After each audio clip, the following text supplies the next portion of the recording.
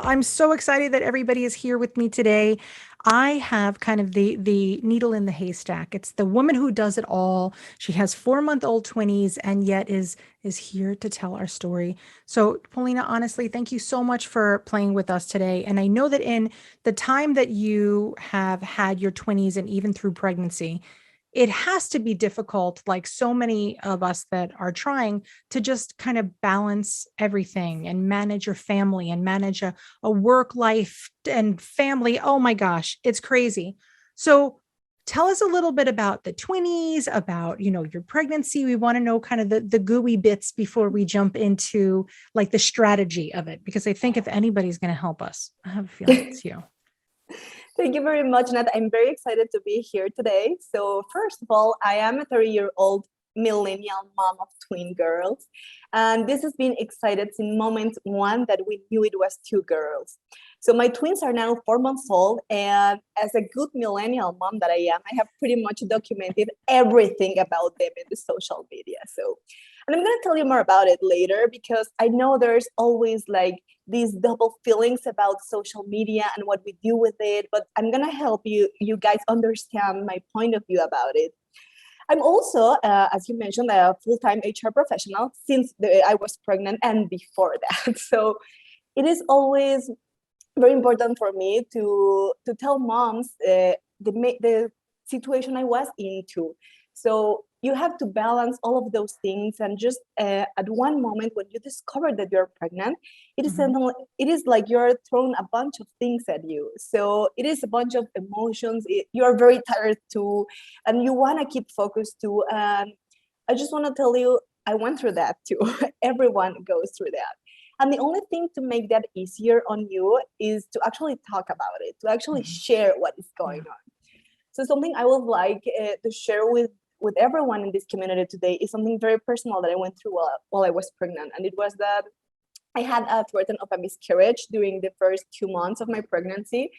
And at that point, I was very sensitive to talk about it because I wasn't feeling good. And I didn't know if my pregnancy was gonna come to full term or not at that point. And I discovered that there were probably two people that had to know about this in my life. And the first one was, of course, my husband, because we were in this together, and he needed to know what was going on with me. And the second person was my boss, because the thing about it is that when you actually put yourself out there and you share so much of you, people actually create that safety network around you. So she was this amazing person that actually supported me and that actually was there for me in a way that nobody else could be, because nobody else was my colleague, right? Just her. So I discovered that when I put myself out there and shared this very personal stuff about me and what was going on with my life at that specific moment of my pregnancy, I actually did a favor to many other women in my organization that was kind of going through the same things, or even more harder things, I don't know. But everyone was struggling with someone, because there's no such thing as movie pregnancy style, right? So, and when you're a mom of twins, risks are twice as high, and you go through a lot of stuff, and you don't have to do this alone. And you don't have to go out there and present yourself to work pretending like there's nothing going on with you, because there is something going on with you. So this is the first thing that I experienced during my pregnancy. Another thing is that, well, I love my work. I'm a workaholic. I'm a full-time HR professional. I pursue a high-pressure career in Kellogg Latin America at the Talent Center of Expertise. And finding the right harmony between once I became a mom of twins and my professional goals hasn't been always a piece of cake. But there are two things I can tell you about it. The first one is that it is possible. And the second one is that it is worth it. Because from the many things that you surrender when you become a mom of twins, like your personal space, your body, and you do this out of love, right? Well, your professional dreams shouldn't be one of those, okay? That's something that I really believe. So I don't believe also there is that one size fits all when it comes to life harmony, but certainly I'm going to tell you what has worked for me greatly. I assembled a trustful care team to help me get my hands off some tasks for my twins while my mind is at work, because when I'm at work, I need myself 100% there. And I want to be, and of course, when I'm with my twins, I want to be 100% there too. So in order to balance those two things, I need to find the perfect harmony. And I found it with my care team. I consider my care team like a direct deduction from my salary, because it is kind of like the trade-off that I decided to make in order to make this possible. And that is something else that I want to talk everyone about. You can choose your trade-off, and what I chose doesn't have to be what everyone chooses, right? Yeah. But it worked for me. And I do realize that my life had changed for good, and I needed to do things differently. That is why I decided that my trade-off was part of my salary in order to be able to pay for those help at my homes. And that comes at a price, and I understand it. The thing is that the life that is there, it makes me tremendously happy. So I believe that's what life is about. So when did you decide that that's what you were going to do? Like, did you sit down and have a conversation when you were pregnant and say, okay, I know I don't want to stop working, or, I know that I want to stay full time. When you decided to do that, before you even started looking for your care team, what was the decision process like? Like, did you do the math to say, okay, well, it's going to cost me this much and whatever? Or were you just like, no, I love my job, I love what I do, and I want to stay consistent with that? That is an amazing question. I went through a lot of assessment when I decided I wanted this. It started back from my pregnancy. So I started picturing myself once the twins arrive, and let me tell you, it is nothing that what I imagined it was going to be. But I started thinking, how am I going to manage my life like this plus 2 minimis? So what am I going to do? And that is when it occurred to me that I didn't want to stop working. I loved my career. I wanted to continue pursuing my career because I'm not done yet. And I want to do this at the same time I have my twins. So I started making a schedule, came up to this when I realized that I don't have the time to do both things while I'm working, taking care of my kids. That's when I decided I needed somebody to help me. So I did the math while I was pregnant, and I started recruiting and trying to understand more about a night nurse and a nanny and how many hours do they work and what kind of work do they do actually for you and all of that kind of stuff. I started making the numbers and trying to understand if that was something that I wanted to do. And when I did the balance, of course I am sacrificing part of my income for this. Absolutely. But there's also this part that I call emotional income that comes attached with my job. Absolutely. It doesn't really comes with that price, right? So I decided that I wanted to be this healthy mind for my babies, and that part of the healthy mind is built throughout my work. So I did the numbers. I said, what can I pay, what I cannot pay, and what help can I get with this and this? With all of these, what kind of job can I have? So luckily for me, it worked. I also believe that the place where you're pursuing your career is very important, because it has your lifestyle is part of that work, right? And not the other way around. Your job is not your life. So correct. One of the things that was very important to me was understanding if my company was there with me, if my company was willing to do that part of the trade-off for me, because being a single person, a HR professional, well, I was available pretty much every day, all day, always. When I told them that I was going to become a mom, this was not going to be possible anymore. Yeah. I needed to understand if my company was aboard with me, and they were. Yeah. That is one of the great things of finding the right place to pursue your career. So I will say that my advice could summarize into things. The first one is find the right place and make sure that you are pursuing your career in the right place, because that makes a big difference. And the second one, run your numbers. Run your numbers, try to understand what kind of help do you need, what kind of help you can pay for, or you can resource.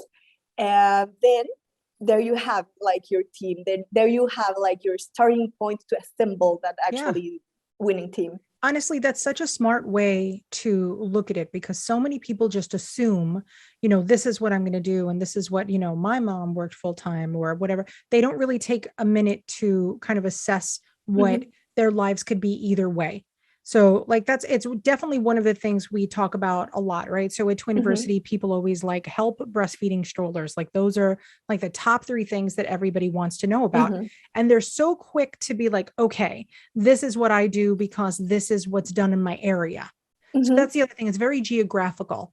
Yeah. So, in larger cities where people are more corporate focused, it's definitely more of the baby nurses and night nurses. And I love that you, like you said, you took the time to research what options were available to you. And that whole, the whole saying of like emotional income, honestly, it is so underrated because so many people just look at the bottom line of Mhm, finances. But then there is moms and dads all over the world that mhm. opt to say, I know I'm probably only going to make a few bucks a year, but I will pay the salary for the person and I'm going to feel better and move my life forward. So everybody Exactly. has different motivations. And there is, and just like I was saying before we even pressed record on this, there is no right or wrong because everybody's Mhm. doing what's best for them and their family. But you really did like a whole kind of emotional inventory on, on what it was going to mean. And when did you start looking for the help? Like you were a few weeks pregnant, you were very pregnant, the babies were already here because they were early, right? So they came a Mhm. little bit early. Yeah, they did. They came a little bit early. They came on week 33. So and just, this is something that I probably would like to share with you. In Mexico, you don't get your maternity leave until you are 34 weeks due. So I know. So it's almost as if twin preemie moms don't exist for Wow. the social security in Mexico. And this was very important to me because I didn't have any time to get ready for it because I was already working. So I started trying to get my help. First, I went through the traditional ways, like going to family and friends. And this is where I want to talk about you guys about social media, because I realized that nowadays you have the possibility to connect and expand your support network Mm-hmm. throughout the different media that we have. You don't have to stick with the traditional, No, like mouth to mouth recommendation or the agencies that you can, there is no limit. You can go correct. nuts with it, right? It's So true. It's very true. something something that I did was that I actually found my night nurse because I posted a joke on Instagram, and some of my contacts reached out to me saying, I don't know if this is true, but are you kind of looking for a night nurse? Because I happen to know someone very good that is out of a job. So if you're interested, maybe I can share her contact. And I was like, okay, let's do this. So what I want to share with you is that there's no right way, as you said, of hiring your help and getting to know them and reaching out to them. Mm-hmm. There's many things that you can do. I find myself very immersed in social media, so I love expanding my support network all the time throughout sharing my story, sharing the good moments, the bad ones, playing, interacting, engaging with my audience. And this is how I have met most of the people that conforms my social network and also my support network. Mm-hmm. So I started hiring them by making several posts on social media, and then by calling some of my friends that had gone through the same stuff, and I Mm-hmm. started just comparing different things because the different uh, jobs that the help could do for you were like different. They had different Absolutely. scopes, Yeah. and I wanted to find someone that shared my vision, that could go on board with me, because I wanted to do something. I wanted to tell her that I wanted to keep my job. I was not gonna be I mean, even though she sees me in my office that is right next to the room of my twinnies, Mm-hmm. I wanted her to pretend that I'm not here. I wanted her to be able to solve any issues, to be self-directed at all the time, because that way I can feel very comfortable at my work, right? Mm-hmm. So I wanted to find someone that shared that with me, and luckily I had found it. I didn't start all of a sudden. Like, we went through a lot of process. We talked about it a lot. It was more like test and fail kind of relationship until we Okay. found the right balance. So I believe that is very important, and you're very, very flexible. When you were hiring, how big of a role did your role in HR play in hiring people? Because that's like another, I said you're like a wealth of knowledge. When you work in HR and you know the importance of, transparency and all that, how did that play a role in you hiring people to help you with the twinnies? That is a super interesting question, because I always joke with my friend colleagues about this, that I was recruiting probably the most important role of my life when I was hiring my help for the house. Because, well, it, you're a new mom, right? You're a new twins mom, and you're leaving your two babies with someone that you basically don't know. Like, I interviewed them for a few minutes, and then I knew who I wanted, but I really didn't know how it was going to be. So I Mhm. think it did play, my professional experience in HR did play a critical role in actually getting the help that I wanted. I assessed the person. I try to create this role and responsibility manual. We have a schedule, and I developed this manual where I would tell the people how many times a week blankets should be washed, the latest medical prescriptions of the twin were included there, how to Okay. prepare the milk formula. And I understand that sometimes this is important, because when you're a mom, you have to make the decisions for your kids, right? And when you have to trust those decisions to someone else, that Yeah. it's not you, the first thing is that you actually have to trust the person. And the second one is that you actually have to provide them with all the resources so that they can make an informed Absolutely. decision. So I wanted to make sure I have that. And I believe that is something that I learned from my job, to actually have that desktop procedure that I could handle to the person, so that they Yeah. perfectly know what they have to do and how to do it. And even if I'm not available at that Mhm. precise moment, uh, what what is it that they can do in order to solve any kind of situation. How So did you come up with that? So like you made this, you have like a household manual, which truthfully is genius, because whether it is paid help or family, did you like, let's say going back to, this is how often the baby's blankets need to be washed. When you were making the schedule, did you do it before the babies got here? And how did you know what to add? And how often do you change it? I want to know about like this giant book. This is what I envision is like a huge, manual that is in your home. How did you develop that and how did you know what to put in there? I started building it while I was pregnant, based on what everyone told me, literally. Like, I Mhm. went to my friends that had children before, and I was like, how many times a day a baby? Oh, well, if it is breastfeed, is on demand, but if it's bottle feed, then it's every 3 hours when they're 1 month, and I went through it, right? So I wrote the two kind of scenarios, and I Mhm. went through also, how many times a week do you wash your blankets? Once a week. Well, if they vomit, maybe 2 times a week, maybe three. Okay, so I try to make it. I did everything before they delivered the babies, and then when they were actually here during the first week of their lives, I adjusted the manual, because Okay. I saw that many things were different for everyone. Like, people who told me that their kids slept all through night, that I don't know nowadays if that is true or not. I went like, no, my babies wake up every 2 hours, so this is just not going to work. I have to adjust it. So I am always adjusting that manual. I Mhm. created it before delivering the babies. I adjusted it during the first week of their lives, and I keep updating the manual every single month that goes on. Every time that I have a pediatrician appointment, we update the manual, because they change their prescriptions, Mhm. they change the amount of formula they're going to be fed for the next month. So that is what I adjust. But most of the job was done before getting the Okay. babies here. Okay, that's so smart. And it's really, regardless of what type of help you have, it's one Exactly. of those things that you could do when you know that you have to work to give you that clarity to know that they're doing the right job. So now when your help is when your helpers are there and they're with the babies, do they have to like mark when they were eating and how much they pooped and peed? How do you keep track of that schedule for them? Well, we have busy schedule too. And just to make it easy for everyone, I tell them, like, you have to register at what time they eat and what time they are gonna eat again, because sometimes I forgot.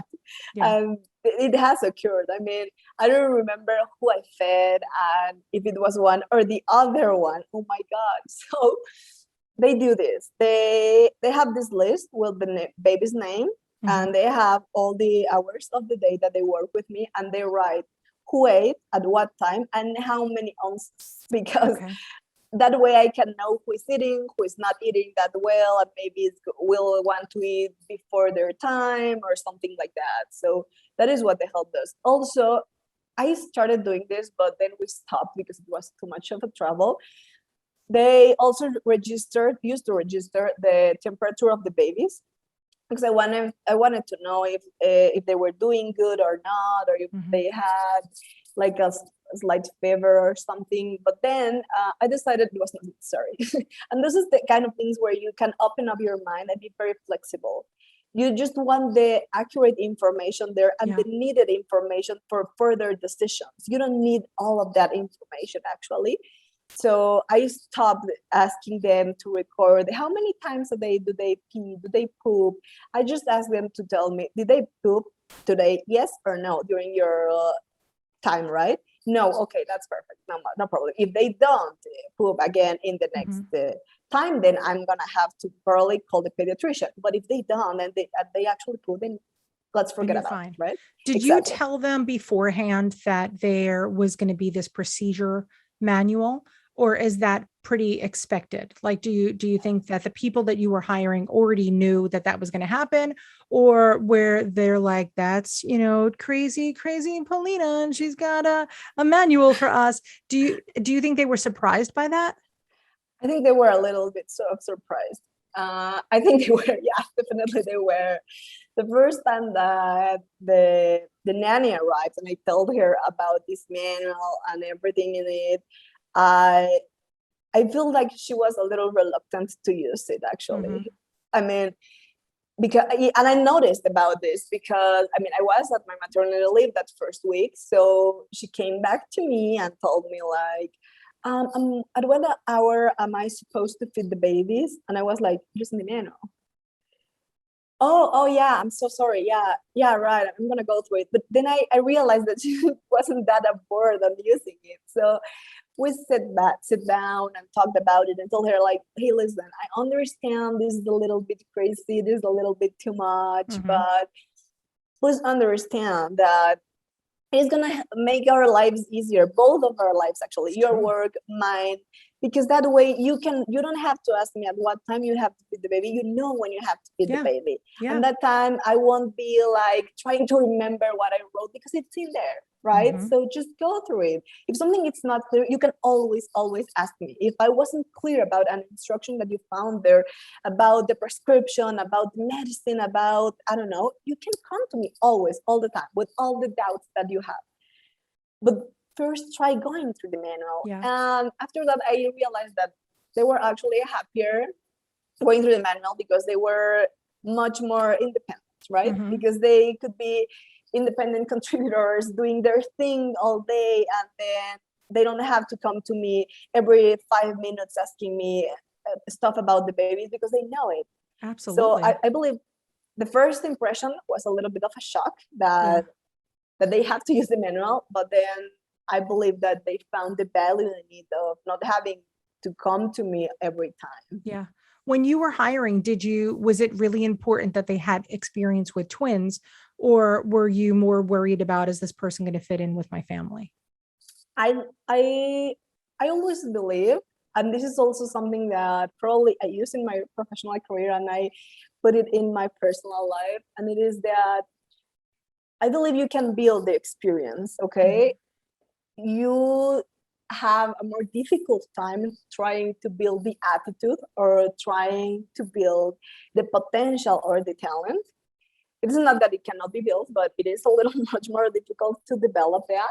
But you can always work with someone with talent and attitude. So I didn't require people to have experience with either newborns or twins. Mhm. I just require them to know the basic things about babies, because I recall thinking about myself and saying, then I wouldn't even give myself the job because I'm a first time mom, and Mhm. I didn't have any experience with kids, Totally. babies, newborns. So I wanted to be very fair out there. I wanted to give everyone the opportunity out there to actually come and learn throughout this process with me, because I was learning too. And I said to myself, if I'm gonna learn about this, then we might as well learn together, Yeah. right? It's So true. It's so that, important that people realize that, because it is difficult to find people with twin experience. And so if they keep looking, they could be going crazy and they're going to rip their hair yeah, out because it may not be there. So exactly. just because somebody doesn't have twin experience, and honestly, Paulina, I say it all the time. I remind people, I was like, and you don't either. You don't either. Mhm. You don't have twin experience You either. don't either. So what are we going to Exactly. do now? So now we're all in trouble. And it's so much more important that somebody fits in with Mhm. your style and your family culture, and just being, accommodating to your request of a manual, no manual, you want to feed on demand, whatever. They have to be willing to do what you would like them to do, because that's why you have help. Mhm. Otherwise, what would be the point of that? But it's so smart. And I'm so happy that you said that, because people really, they under appreciate how important it is to have a good personality and somebody Mhm. who's really willing versus somebody who's had years of experience. Oh, thank you. Absolutely. No, absolutely. And I think it is very important that we do this very conscious because when you're actually hiring the person that you're going to handle your babies to, I know this can be very stressful Yeah. process. I Yeah. mean, I literally recruited the position of my life. But I thought of that and I kept that in mind, that I wanted to find someone that liked my family, that want to become a part of my family, that wanted to share those moments with my family, that Mhm. has a great attitude and willingness to learn all the way with me. Mhm. And the rest we can just build it together. It is so true. When you first hired them, did you have a training period where you were like, okay, we're going to just get to know each other? I'm going to be here full time. You're going to be here full time. What was the transition from you being on your maternity leave to going back to work full time? How easy was that for you? And what did that look like? Like, how did you begin going back full time? Yeah, we had a definitely this transition moment where I was all the time available, and I also asked my husband to use his paternity leave. He has a 1 month paid paternity leave, so we were both of us all the Mhm. time available because the help was new. We were new parents, and we wanted to make sure that all of us were getting it. So Yeah. the first 3 weeks it was like this. We were everyone in here, and then at some point, and I don't know, this is very surprising to say, but at some point there were just many hands to help because it was me, it Yes. was my husband, it was the night nurse, it was the nanny, and I realized how relieved I was to be saying that, to be actually thinking that I had too many help, right? So the we started our adaptation process with that, being very available for the help, Mhm. both my husband and I. Then my husband came back to work first, and when he came back to work, where things kind of changed, right? Because there were a pair of hands less to help, but we managed. And then I started preparing our help with the idea that I was gonna go back to work and what is it gonna be. And Mhm. we started with creating the agenda of how many hours I was gonna be busy and I was gonna be unavailable for them. Okay. And then we started like creating an agenda with the important things that maybe they needed to interrupt me if it's an emergency, or the things that are not an emergency I needed to wait, because I could understand how stressful it was for them to actually know that they're going to be Yeah. alone with the kids for the first time, right? I mean, babies are still very little, so Yeah. I could understand that, and I wanted them to feel like relieved about that. I wanted them to be very calm, because I do think that one can take better decisions on a calm mind. So I wanted to make sure that my team was very calm about it. So I believe that that was pretty much the transition that we had. we started with my husband going back to work, then myself, being available sometime, going check on in the babies between meeting and meeting and things like that. And then by saying, okay, I have a full-time job, so I'm not going to be available from 9 to 5. And then we'll see what goes on. So I think it worked like that. Good.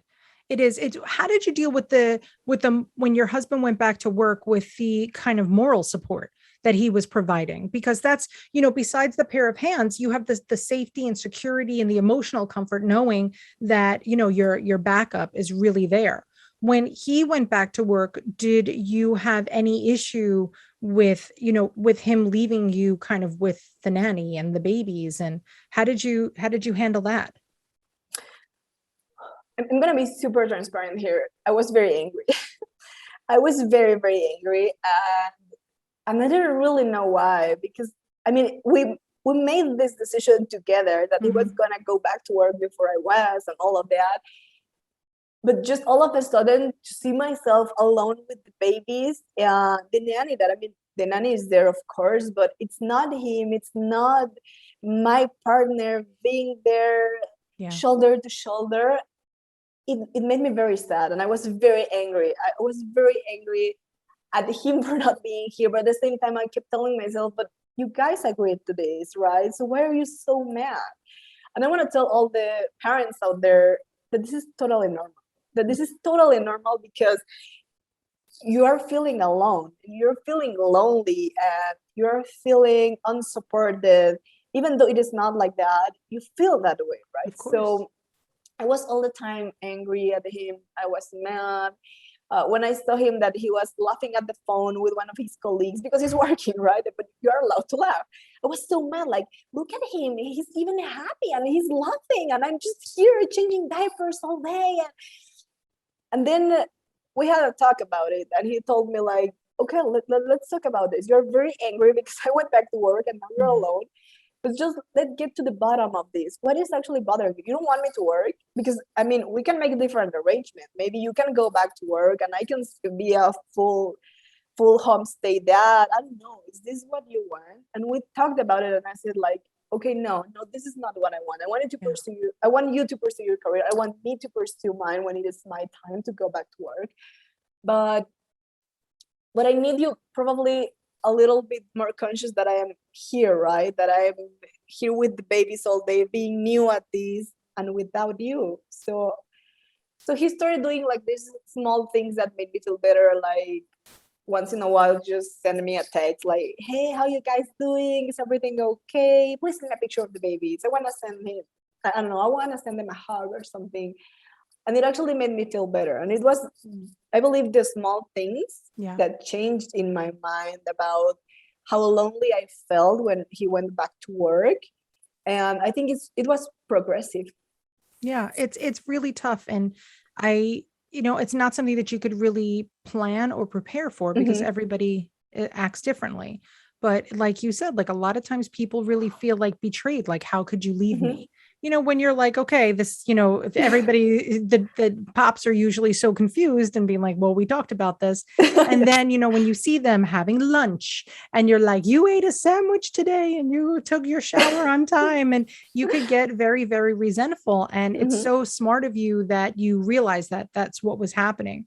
Because honestly, Paulina, sometimes people go on like that for a year and you have this resentment that just grows and grows to your partner, and it's horrendous. So, it is. I think probably, do you think that because you worked with so many families or people who, transitioned into parenthood as an HR person, do you think that you were more prepared for the things that you felt or the things that had to happen? I do think, yes, definitely. My experience in HR prepared me for many things. And one of them was being very sensitive about people's feelings. So this is something that I don't think I used to do very conscious in the past, but now I do it. And it's talking a lot about my feelings and how I feel, very more open. Yeah. So I do think that when you're feeling sad, people don't always talk about that, and you're at a meeting and people don't always say, how are you doing? It's a common question when you join a meeting, right? How are you doing? Good. it's almost mechanic that you say you're good, but if you're not good, what if you don't say you're good, right? It is true. So I think I became much more conscious about this. Something that worked for me was actually connecting with myself and understanding what I was feeling. So if I wasn't feeling good, I wouldn't answer I'm doing good. I will just answer I'm hanging in there. Good. I mean, Good. I don't have to cry all around in every corner. It's not like that, because Yes. I also have this part of myself that it wants to be private. But I also understand that people out there won't understand you and won't be willing to help you or make a change or Yeah, stop doing whatever it's hurting you if you don't say it. it's true. So It's totally you true. need And to I put yourself out there. appreciate that you do that and that you wear your heart on your sleeve and you put it out there, because that is, that's how we grow as a family, and not family as in like your house, Paulina, or my house. I mean, literally as like humans. This Mm-hmm. is how we grow, because if you keep being on this automated, it doesn't work. We're recently, I think it's coming up this week, we have an article that's literally called It's Okay Not to Be Okay. Mm-hmm. It And is. I like it's interesting because you would never assume that you had to give somebody permission to tell somebody that they weren't okay. But whether it's your help, to be honest, or your Mm-hmm. boss or your partner or your parent, it's okay to not be okay, because that's just what the reality is. What are you going to Absolutely. do? And I so appreciate that you recognize that. And I like I said, when we were first talking about what we were going to talk about in this podcast, I said she's like a diamond in the rough, because with your professional experience and then coming to the table as a new parent, you see things through eyes that nobody else could see.